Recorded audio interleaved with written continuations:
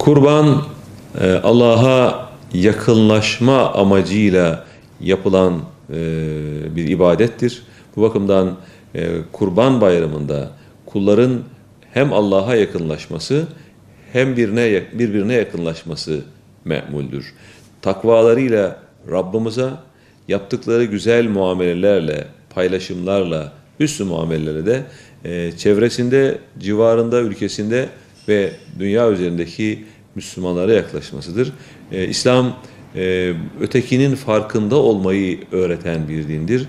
Aslında Kurban Bayramı'nda biz bulunduğumuz yerden dünyanın her yerindeki Müslümanlara kurban etlerimizi göndererek o farkındalığı gerçekleştirmiş oluyoruz ve onların bizim yanımızda, bizim de onların yanında olduğumuzu onlara hissettirmeye çalışıyoruz.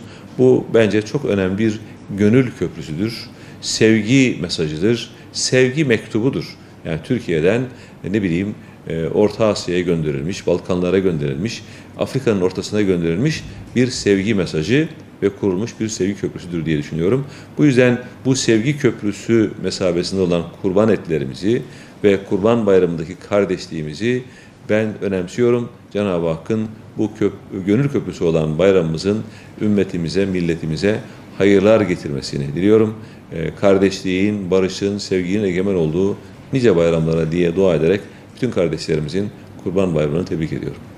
Kurban, ümmetin bir araya gelişine vesile olan büyük etkenlerden biridir. Bu bayramda fakirler unutulmasın, muhtaçlar unutulmasın, dul, yetimler unutulmasın, parçalanmış ümmetin coğrafyasındaki gerçekten de el uzatılması gereken insanlar unutulmasın. Ümmetin kendine geldiği, Müslümanların birlik beraberliğinin oluşturulduğu, Müslümanların kendi aralarındaki yaralarının neler olduğunu teşhis edildiği ve bu yaralara nasıl bir tedavinin gerekliliği üzerinde çok durmalar lazım. Bugünler bizim için kardeşliğimizin, ümmet bütünlüğün, mazlum insanların mazlumiyetin son bulması için bir fertten cemiyetlere, oradan devletlere ve ümmete büyük görev düştüğünü, büyük bir tefekkür, izan, şuur, bilinçle zihnimizi zorlayarak, imkanlarımızı zorlayarak ümmetin bir araya gelişine bu bayramı vesile etmeye çalışalım. Rabbim bu bayram ümmetin şu ana kadar geçirdiği en güzel bayramlardan biri olmasını temenni eder. Ümmetin bir araya geldiği, Müslümanların ittifaklarını kurdukları, kafirlere karşı, zalimlere karşı Müslümanların kendi aralarında birliktelikler oluşturduğu ve kendine geldiği günün bayramı olmayı Rabbimden niyaz ediyorum. Türkiye'deki ve tüm İslam coğrafyasındaki kardeşlerimizin Kurban Bayramlarını tebrik ediyoruz.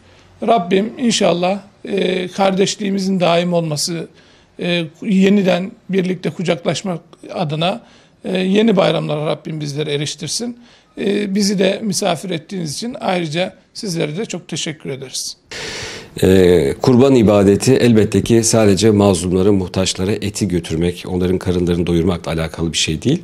Kurban Bayramı Allah'a aidiyetimizin, teslimiyetimizin açıkça müşahhas hale geldiği bir bayram. O sebeple Allah'a teslimiyetimizin tıpkı Hazreti İbrahim'in Hazreti İsmail'i kurban etmesindeki gibi bir teslim oluşun ifadesi. O sebeple bu Kurban Bayramı'nda tüm Müslümanların, ümmeti Muhammed'in ve tüm insanlığın adalete ve Allah'ın getirmiş olduğu, Allah'ın bize vaat etmiş olduğu o adil düzene ulaşması için bir vesile olmasını Cenab-ı Hak'tan niyaz ederim.